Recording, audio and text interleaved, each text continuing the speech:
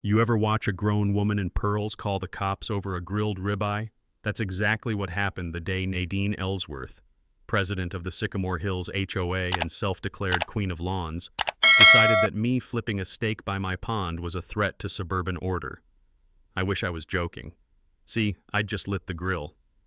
It was a quiet afternoon, warm breeze, cicadas in the trees, and the smoke from my mesquite blend drifting lazily toward the pond. I was trying to honor my dad. He passed 3 months ago. That pond? It was his favorite spot. Every Sunday, we'd grill, talk nonsense, maybe toss a fishing line, maybe not. It wasn't about the fish. It was about being alive. So yeah, I was there, apron on, beer in hand, feeling almost peaceful, when I heard the tires, crunching gravel, fast.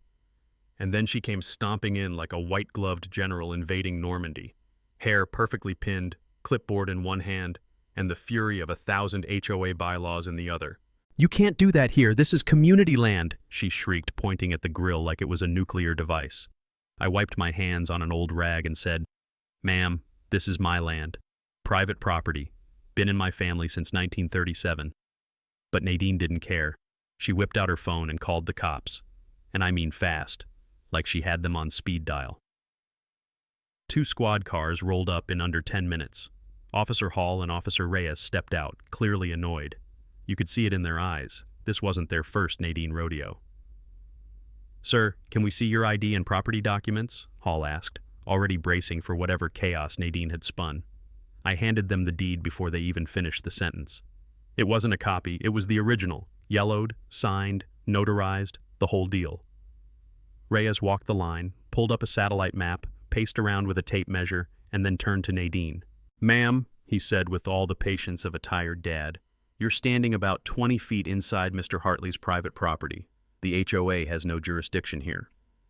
Her mouth opened, then just kind of stayed open. She sputtered, tried to argue, but the officers were already walking back to their car. Now, most people, normal people, would have dropped it.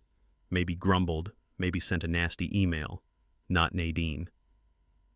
2 days later, Garrett Kessler showed up at my door.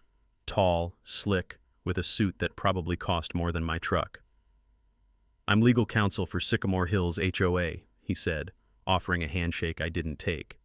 He claimed I was in violation of multiple community regulations: barbecue smoke near wetlands, unauthorized construction within 75 feet of a water source, failure to submit architectural modifications. "Buddy," I said, "the only modification I made was putting extra pepper on my steak." But I took his folder. I'm not stupid, and I called someone who would know what to do.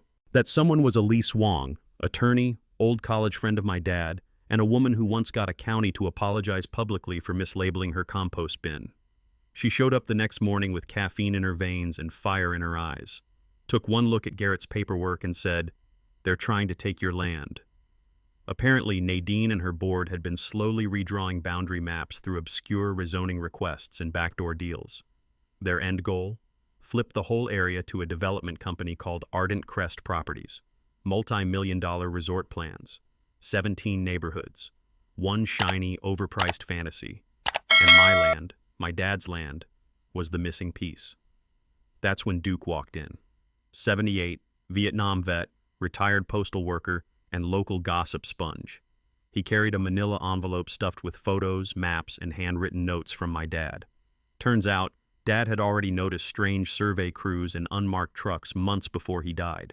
He'd started documenting everything: license plates, dates, even conversations he'd overheard between Nadine and some men in suits. In one photo, Nadine shaking hands with a guy wearing an Ardent Crest lapel pin. The next day, Elise launched a live stream. We told everything about Nadine, the land grab, the conspiracy. By lunchtime, over 20,000 people were watching. The comments exploded, folks from across the state chiming in with their own HOA horror stories. That afternoon, Garrett and Nadine came back, this time with a cease and desist letter and a woman named Marcia Klein, supposedly a compliance officer.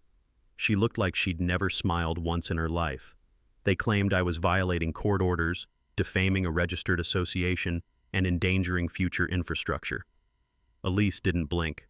She stood on my porch and said loud enough for the live mic to catch it, "There are no court orders, But what we do have is a documented conspiracy to defraud homeowners.